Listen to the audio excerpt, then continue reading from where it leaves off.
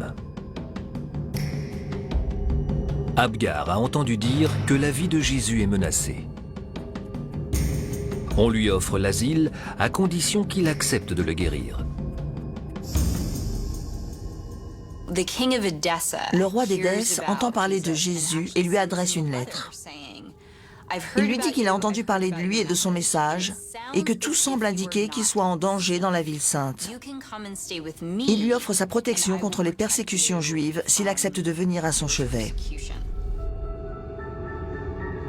Jésus répond au roi qu'il ne peut prendre la route.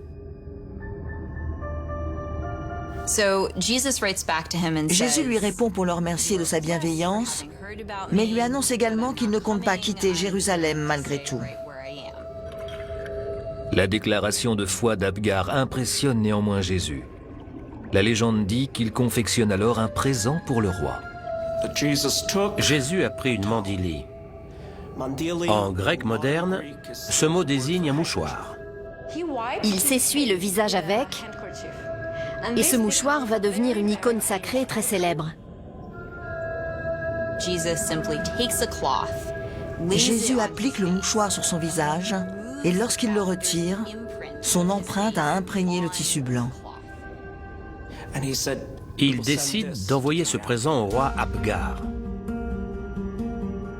Le cadeau arrive à Édesse avec une promesse. Le Christ n'a jamais vraiment quitté la terre sacrée. Il promet donc au roi qu'après sa mort, des messagers viendront à lui.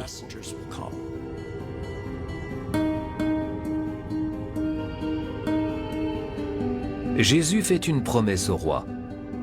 Il enverra un de ses disciples dans le nord pour le guérir. Mais avant cela, un événement majeur et déterminant du christianisme va se produire à Jérusalem. Nous sommes en 33 après Jésus-Christ. Les crucifixions sont courantes sous la loi romaine. Mais l'une d'elles va changer le cours de l'histoire. Jésus de Nazareth est exécuté pour s'être proclamé roi. Le supplice que Jésus endure tout au long du chemin de croix qui le mène au lieu de son exécution, puis la souffrance atroce de sa crucifixion, vont définir le fondement de la dévotion chrétienne.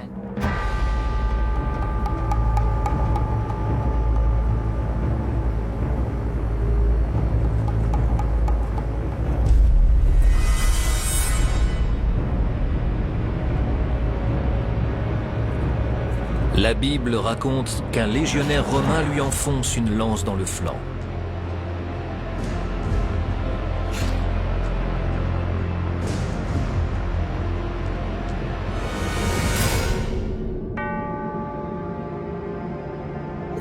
Après la crucifixion, les apôtres de Jésus étaient terrifiés à l'idée de subir le même sort. 50 jours plus tard, la Bible raconte la résurrection de Jésus et son ascension vers le paradis. L'ascension, le moment où Jésus rejoint son Père Dieu au paradis, est une seconde perte après sa mort sur la croix.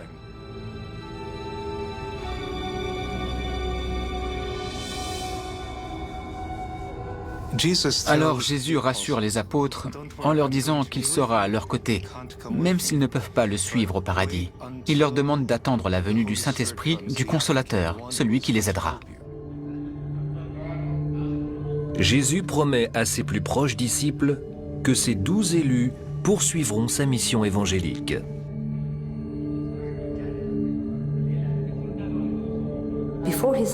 Avant son ascension, Jésus a convoqué ses apôtres et leur a demandé de ne pas quitter Jérusalem tout de suite.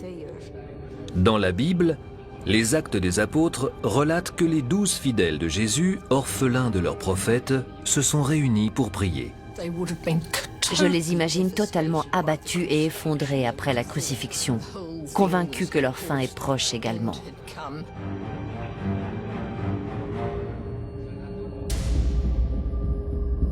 Cette réunion se tient le jour de Shavuot, la fête de la Pentecôte. Ces 12 hommes forment une assemblée disparate. Rien ne laisse supposer qu'ils vont changer l'histoire. Les 12 hommes que Jésus a choisis comme apôtres ont des profils très intéressants. Des pêcheurs, des percepteurs de taxes. Ils n'ont aucune raison de penser à ce stade que leur vie aura un tel impact sur l'histoire. Quand ils reçoivent l'appel de Jésus, tous ces hommes ont un certain âge et une vie déjà faite. À présent, ce sont des disciples dévoués d'une secte radicale sans prophète. Jésus leur avait annoncé sa mort.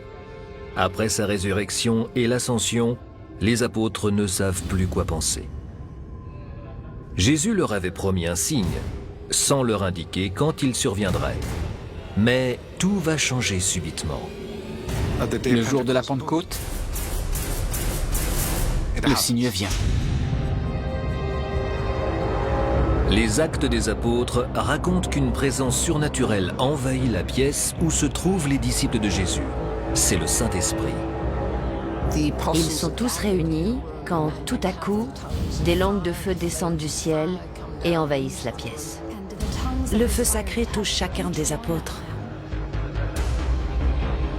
Le second chapitre des Actes raconte que les apôtres reçoivent alors le don miraculeux de savoir parler toutes les langues du monde.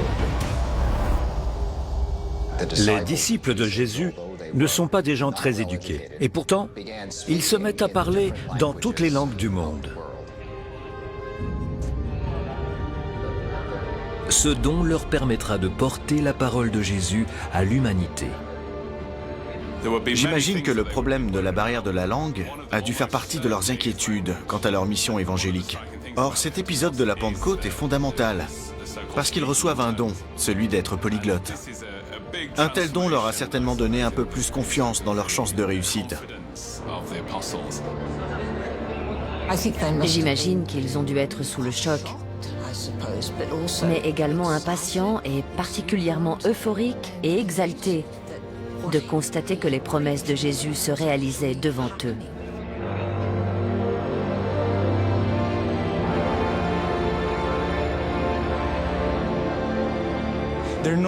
Tout à coup, ils ne ressentent plus cette peur qui les tiraillait et ils saisissent pleinement pourquoi ils ont suivi le Christ durant 3 ans. Ils comprennent ce qu'il voulait dire quand il leur parlait d'aller porter la bonne parole aux 4 coins du monde.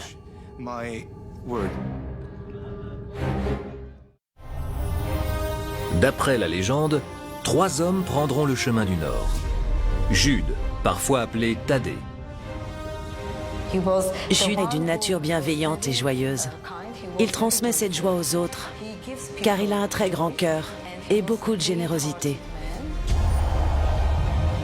Un homme mystérieux appelé Jacques le Mineur, un surnom qu'il doit peut-être à cause de sa petite taille.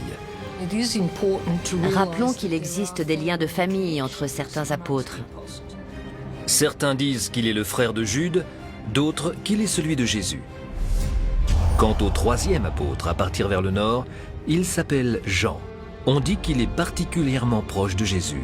On l'appelle parfois celui que Jésus aimait. Et ce serait lui, l'apôtre qui a la tête posée sur la poitrine du Christ Jésus lors du dernier repas, la scène. Prêcher à Jérusalem attire l'attention des autorités locales. On entend parler de plus en plus de cette secte chrétienne dans la ville. Pendant de longs mois après la Pentecôte, Jérusalem n'est pas la ville la plus accueillante pour les disciples de Jésus. Loin de là. Et tout à coup, les apôtres prennent confiance et se mettent à prêcher sans discrimination. Ils sont donc arrêtés et on leur ordonne d'arrêter de prêcher. Les apôtres sont derrière les barreaux, impuissants. Dans les Actes des Apôtres, cette arrestation est décrite comme un acte de jalousie.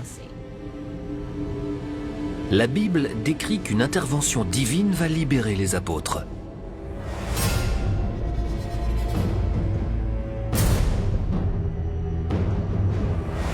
Un ange apparaît dans la nuit.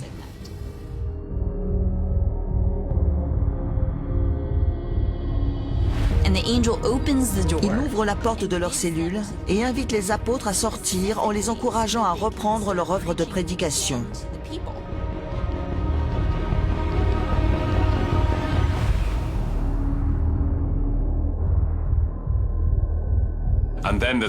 Soudain, ils se sentent envahis d'une vigueur et d'une énergie renouvelée pour mener leur mission à bien. L'ange leur ordonne d'aller répandre la bonne parole. C'est un moment à part. La légende dit que Jude, Jacques le mineur et Jean partent en direction du nord. Leur dévotion coûtera la vie à 2 d'entre eux. Ce qu'ils sont prêts à accomplir pour devenir des martyrs va définir le fondement du christianisme.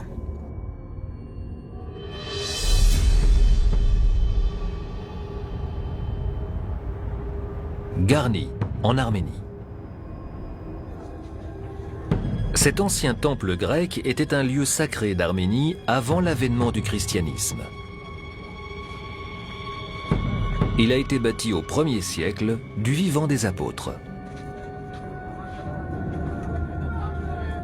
C'est le seul temple païen qui a survécu à la conversion officielle de l'Arménie au christianisme en l'an 301.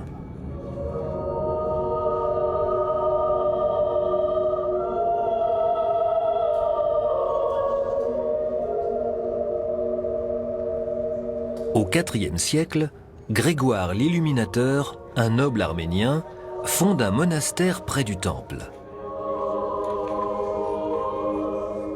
Creusé à même la pierre, il repose sur une source sacrée datant de bien avant l'émergence de la foi chrétienne.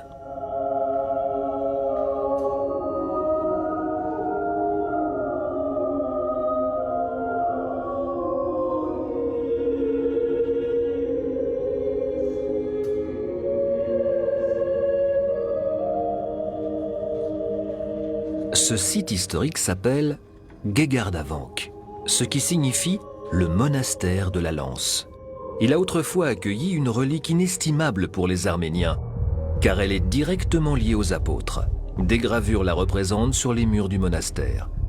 C'est l'objet le plus sacré de l'église arménienne. L'original est aujourd'hui conservé en sécurité à la cathédrale d'Etchmiadzin.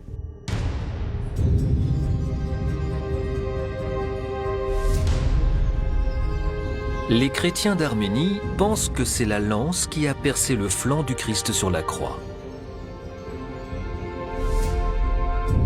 Dans la tradition arménienne, Jude aurait récupéré la lance et l'aurait apportée avec lui de Jérusalem. Et voici l'une des plus importantes, la relique la plus importante de l'église arménienne. Cette lance fut apportée par l'apôtre Jude, ou Thaddée, l'un des 12 apôtres de Jésus. La lance d'Etchmiadzin est l'une des 4 reliques existantes prétendant être la tristement célèbre lance du centurion romain. Aux yeux des Arméniens, son authenticité est une question de foi. Ils considèrent que l'apôtre l'a apportée en Arménie pour qu'elle y reste à jamais.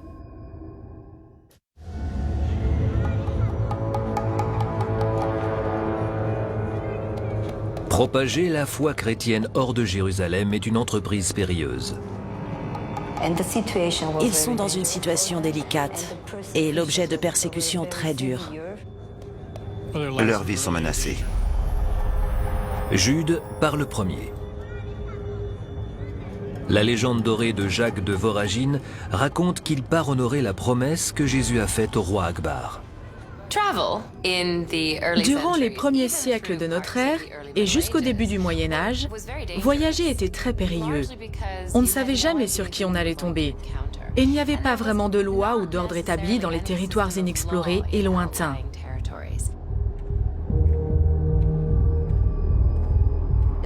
Dans les évangiles, le caractère urgent de la mission des apôtres semble évident. Les temps sont troublés. Les apôtres, guidés par le Saint-Esprit, prennent la route.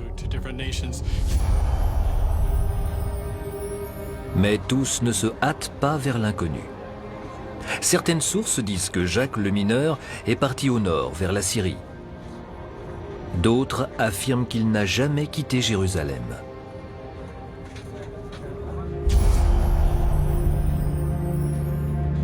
Les Actes des Apôtres racontent que Jean est resté dans la ville sainte pour y bâtir une église. N'oublions pas que nous assistons au balbutiement de l'évangélisation chrétienne du monde et déjà une idée se propage dans les rangs des apôtres, suivant laquelle ces derniers doivent s'attacher à convertir aussi bien des juifs que des non-juifs. C'est une approche totalement révolutionnaire et inattendue, et c'est ce qui va faire du christianisme ce qu'il est aujourd'hui.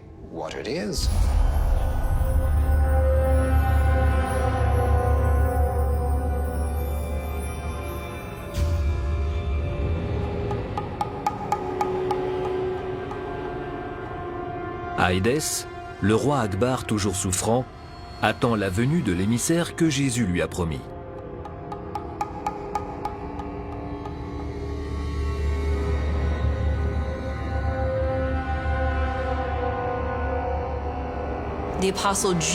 C'est finalement Jude qui est envoyé au chevet du roi d'Édesse pour s'entretenir avec lui.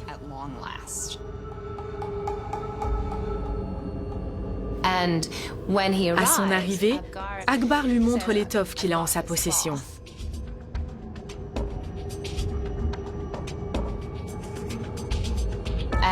Jude lui dit alors qu'il va le guérir. Il lui suffit d'apposer ce tissu portant l'empreinte du visage de Jésus sur les plaies du roi pour qu'elle guérisse instantanément. La légende, datant du IVe siècle, nomme ce guérisseur Thaddée. Certains affirment qu'il s'agit de Jude Thaddée, l'apôtre. D'autres pensent qu'il s'agit peut-être d'un autre disciple homonyme. Après la guérison du roi Akbar, certains membres de sa famille se convertissent, notamment sa fille, sans doute. C'est un scénario assez récurrent dans l'histoire des apôtres. Un roi se convertit au christianisme par le baptême, puis ce sont ses proches, sa femme, ses enfants, qui l'imitent. Dans certains cas, le roi va même jusqu'à abdiquer et renoncer à son trône pour accompagner l'apôtre qui l'a converti dans sa mission d'évangélisation chrétienne. Si elle a existé, l'image d'Édesse, aussi appelée Mandylion, n'a jamais été retrouvée. D'après la tradition de l'Église apostolique d'Arménie, le voyage de l'apôtre ne se serait pas arrêté à Édesse.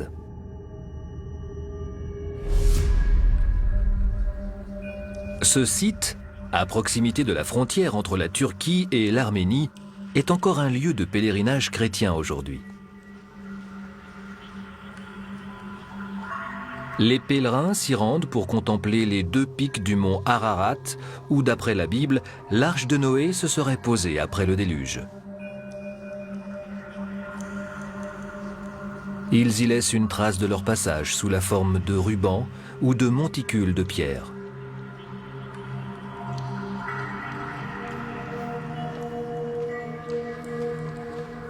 D'après une tradition sacrée pour l'Église apostolique d'Arménie, c'est en ce lieu que deux apôtres se seraient rencontrés il y a 2000 ans de cela. De cet endroit, on a un point de vue unique sur le mont Ararat. C'est là que Jude et Barthélemy se sont rencontrés.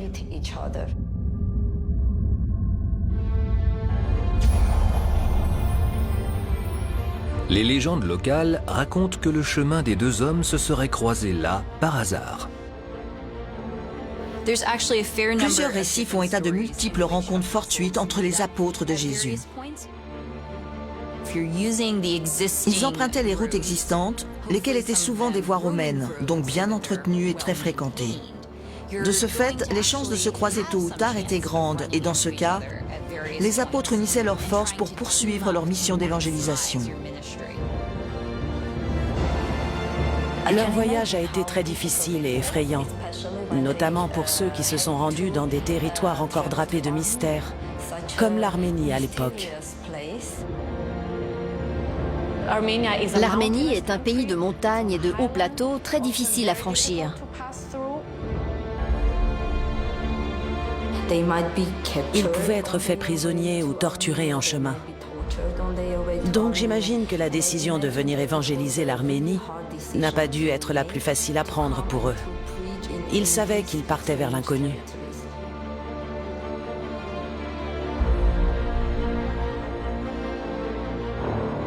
Au 1er siècle après Jésus-Christ, l'Arménie est au carrefour de deux empires. D'un côté l'Empire romain, de l'autre celui de Parthe. À cette époque, l'Arménie est un pays très riche et prospère grâce aux échanges commerciaux. Ces derniers ont favorisé un brassage de cultures venues d'horizons très variés. De nombreuses nationalités sont passées par l'Arménie ou s'y sont installées durablement. Des Syriens, des Juifs, des Arméniens et même des Grecs. Le pays formait alors une sorte de melting pot antique. L'Église apostolique arménienne affirme que les apôtres ont trouvé une ouverture d'esprit exceptionnelle qui leur a permis de convertir de nombreux fidèles et de bâtir des congrégations. Ils ont posé les bases de ce qui allait devenir la toute première nation chrétienne officielle de l'histoire. L'Église apostolique estime également qu'elle doit sa fondation à la mission que Jude et Barthélemy ont accomplie en Arménie. Certaines histoires racontent également que Barthélemy serait allé porter l'évangile à l'Est. Deux sages du IVe siècle affirment qu'il se serait d'abord rendu en Inde pour ensuite revenir sur ses pas vers l'Occident. Il aurait été arrêté et torturé à Hiérapolis, aujourd'hui en Turquie, avec Philippe, un autre apôtre. L'apocryphe de Philippe raconte que les deux compagnons ont été punis sur ordre d'un gouverneur, furieux que ce dernier ait converti son épouse. Il a condamné les deux apôtres à la torture.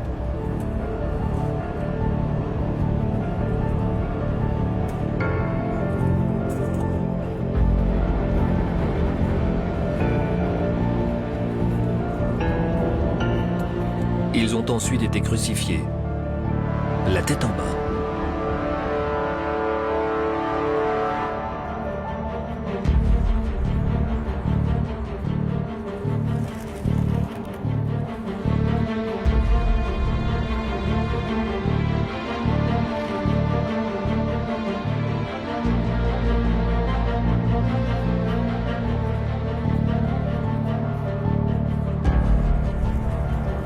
Philippe a continué à prêcher malgré l'imminence de sa mort.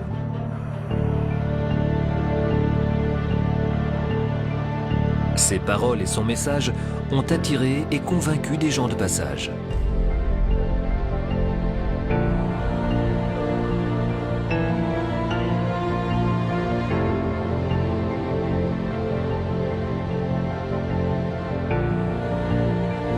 Profondément ému, la foule a exigé qu'on détache les deux suppliciés.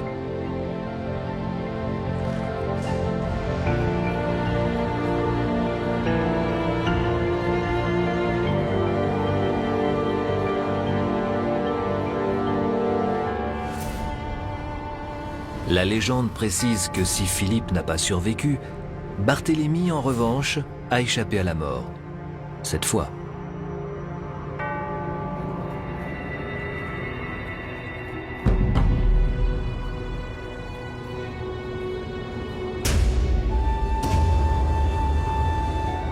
Après s'être retrouvés au pied du mont Ararat, Judas et Barthélemy remplissent avec succès l'évangélisation de l'Arménie, multipliant les conversions et fondant plusieurs congrégations. Ce succès aura néanmoins un prix. Les Écritures racontent que Barthélemy a converti un autre roi arménien. Cette conversion lui coûtera la vie. C'est le frère du roi qui ordonnera son exécution. Le martyre de Barthélemy n'est pas raconté dans la Bible. On en trouve le récit hautement controversé dans les légendes et les textes apocryphes. Barthélemy aurait été égorgé vif. Tous les textes décrivent son martyre comme un épisode brutal, cruel et monstrueux. Alors que ses bourreaux sont en train de lui arracher la peau, on l'imagine pousser des hurlements insoutenables, car il endure véritablement un martyre. Mais en réalité, Barthélemy reste stoïque, ne dit rien et n'exprime aucune souffrance. Cette fin atroce vaudra notamment à Barthélemy d'être considéré par la suite comme le saint patron des tanneurs et des bouchers. C'est toujours le cas aujourd'hui.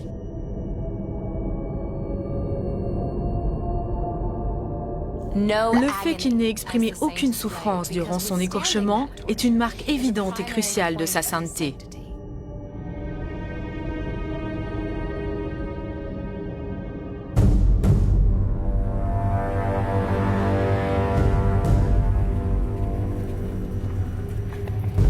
autre texte, l'Épître aux Galates, relate qu'à la même période à Jérusalem, Jean est un pilier de l'Église chrétienne naissante.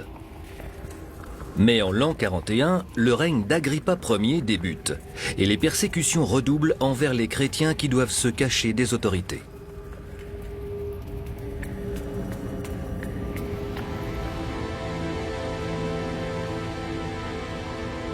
Jean se résout à quitter Jérusalem et se rend au nord dans ce qui est la Turquie actuelle.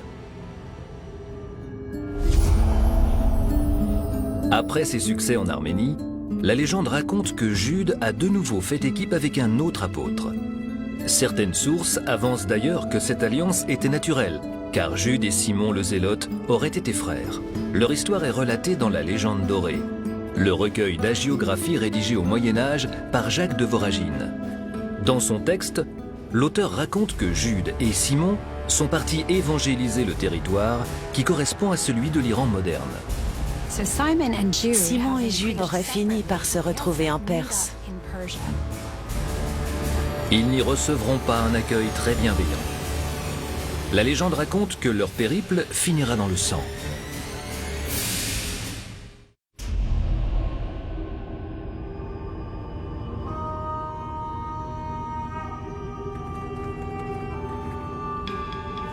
Peu après leur arrivée en Perse, ils rencontrent un général qui s'apprête à mener ses troupes à la guerre. Ce général dirige les troupes d'un roi local.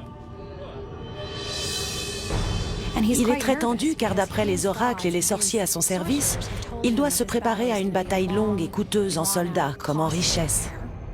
Les apôtres, en revanche, lui annoncent que la paix est imminente. Les sorciers du général ne portent pas les apôtres dans leur cœur. Zaroès et Arphaxad sont deux nécromanciens dont la légende raconte qu'ils ont harcelé les apôtres de par le monde. Matthieu les aurait notamment chassés d'Afrique.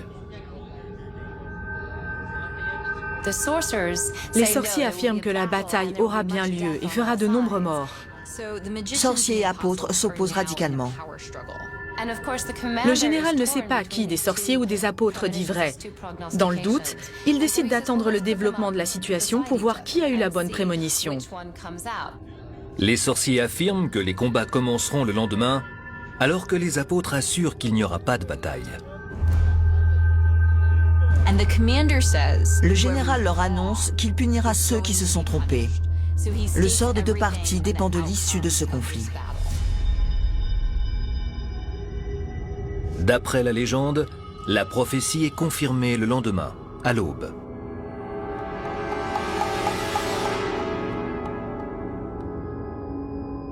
Un messager se présente. Est-il porteur d'une déclaration de guerre ou d'un traité de paix?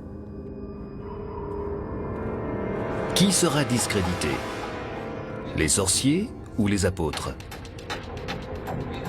L'ennemi dépose les armes et capitule. La paix l'emporte.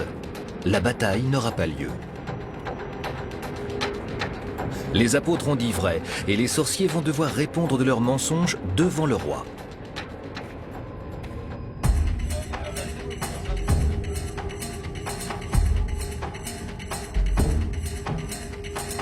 Le souverain convoque les deux parties.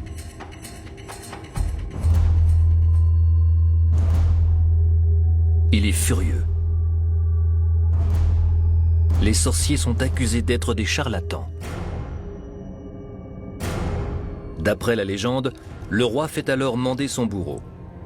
Les deux mages sont condamnés à mort. Mais les apôtres interviennent. Ils exigent du roi qu'il annule la mise à mort. Ils sont porteurs d'un message de paix. L'exécution n'aura pas lieu. Mais l'histoire n'en reste pas là. La clémence des apôtres qui permet aux sorciers de repartir libres et en vie s'avérera une erreur fatale. Le Mars de Siounie, une province arménienne.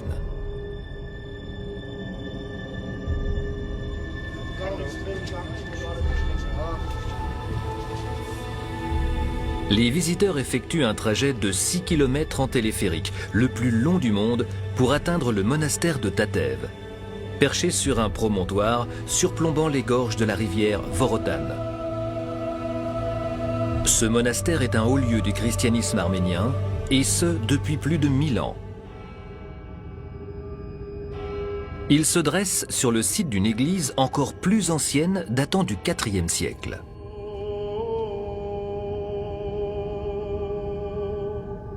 Il tire son nom d'un disciple de l'apôtre Jude qui aurait fait œuvre d'évangélisation en Arménie au cours du 1er siècle avant de rejoindre son compagnon de route. D'après la légende, les deux hommes auraient converti plus de 60 000 chrétiens.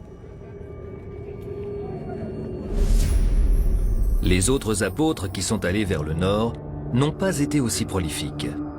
Jean ne semble pas voyager autant, en tout cas d'après les textes. Cela entraîne beaucoup moins de conflits dans son parcours. On sait aussi qu'il s'est entouré d'une congrégation très fidèle. Mais aucun apôtre ne passe inaperçu indéfiniment. Lorsqu'il quitte Jérusalem, Jean se dirige vers le nord et rejoint la ville grecque d'Éphèse, située aujourd'hui en Turquie.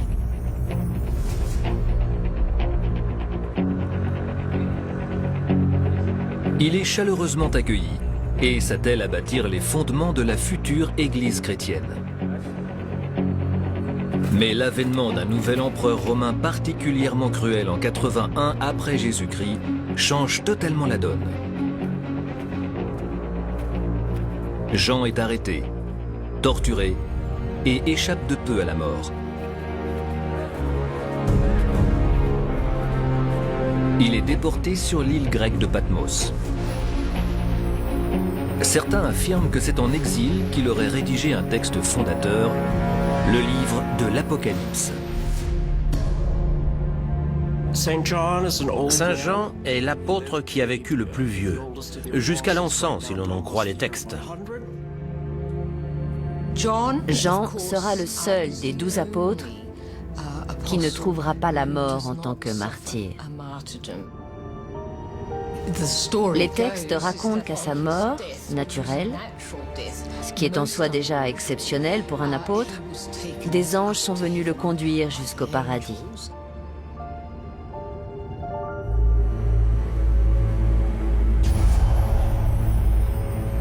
Jacques le Mineur n'a pas eu cette chance.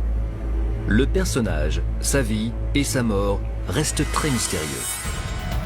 L'historien juif Joséphus raconte que Jacques, frère de Jésus, plus connu sous le nom de Jacques le Mineur, a été lapidé et battu à mort en 62 après Jésus-Christ, alors qu'il était revenu prêcher à Jérusalem. Dans la légende dorée, Simon et Jude ont connu beaucoup plus de succès, même si tout n'a pas été sans heurts et tragédies. Sans doute, la princesse arménienne qui avait renoncé à son titre pour se consacrer à Jésus est exécutée.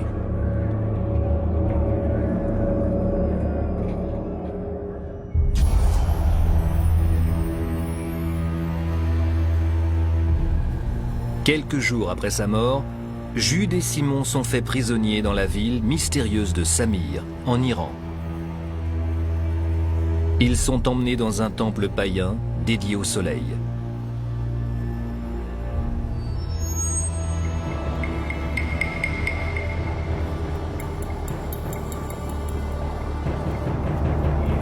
Là, la légende raconte qu'ils retrouvent Zarouès et Arphaxad, les nécromanciens. Et là, dans le temple du soleil, les mages leur ordonnent de vénérer les idoles. Les sorciers insistent pour que les apôtres vénèrent les représentations des dieux locaux. Les choses s'emballent subitement lorsqu'un ange apparaît.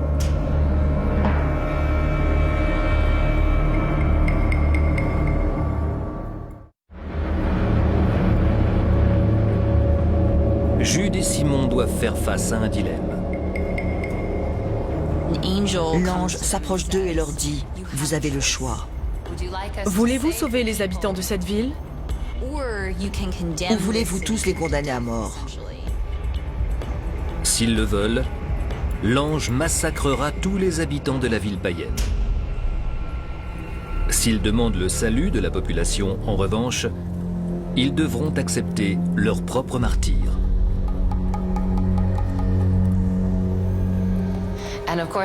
Évidemment, les apôtres choisissent le martyr. Ils préfèrent sauver la vie des habitants que la leur. Et ils préfèrent le trépas que vivre avec du sang sur les mains. La légende raconte ensuite qu'ils chassent les démons qui possédaient les statues des dieux de la ville. Les statues étaient en fait possédées, et les apôtres vont les exorciser et faire sortir les démons de leur cachette. 2 entités noires surgissent et détruisent les statues, puis se mettent à tournoyer dans le temple en poussant des cris stridents.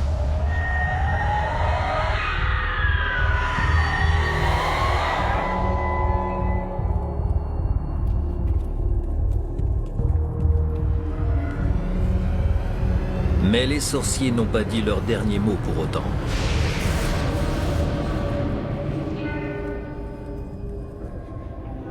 Ils jettent un sort sur les habitants de la ville, les plongeant dans une haine et une rage terribles envers les apôtres qui ont détruit leurs idoles. Si les apôtres ressortent du temple vivant, une fois dans la rue, ils se retrouvent face à une foule armée et furieuse.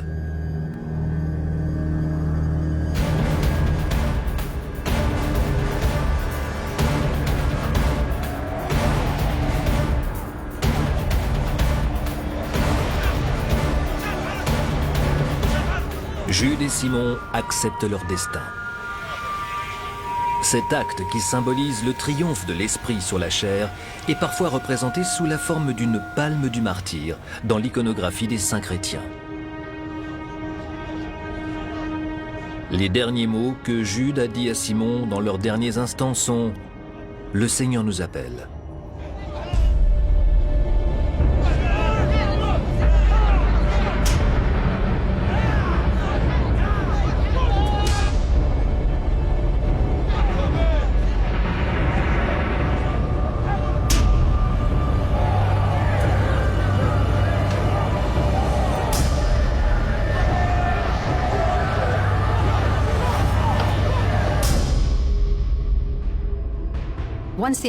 Une fois les apôtres découpés en petits morceaux, leur martyr est complet et le chaos survient.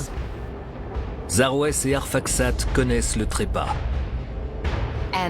Des éclairs tombent du ciel dans une lumière éblouissante et un tonnerre assourdissant. Le temple du soleil se scinde en 3 parties.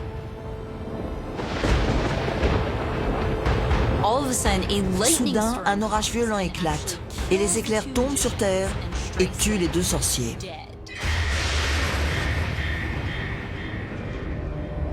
Il ne reste d'eux qu'un tas de charbon.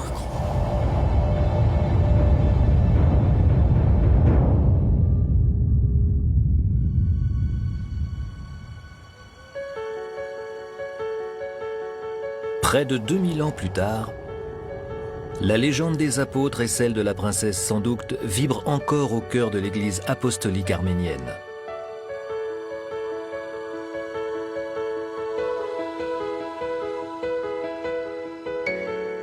Jude est considéré comme un de ceux qui ont apporté la lumière à l'Arménie. Tout comme son compagnon de route, Barthélemy.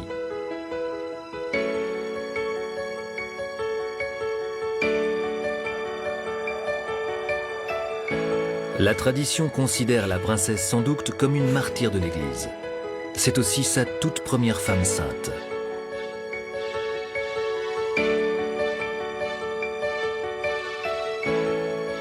Leurs reliques sacrées sont conservées précieusement. Les Arméniens sont, comment dire, très attachés aux traditions. Encore aujourd'hui, ces légendes sont très vivaces. L'Église arménienne revendique un héritage issu en droite ligne des apôtres. Ces traditions vivent depuis près de 2 millénaires.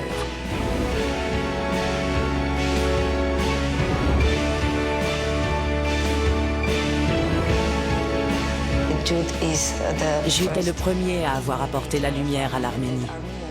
Si l'Église d'Arménie revendique le terme d'apostolique, c'est justement parce que c'est un apôtre qui l'a fondé.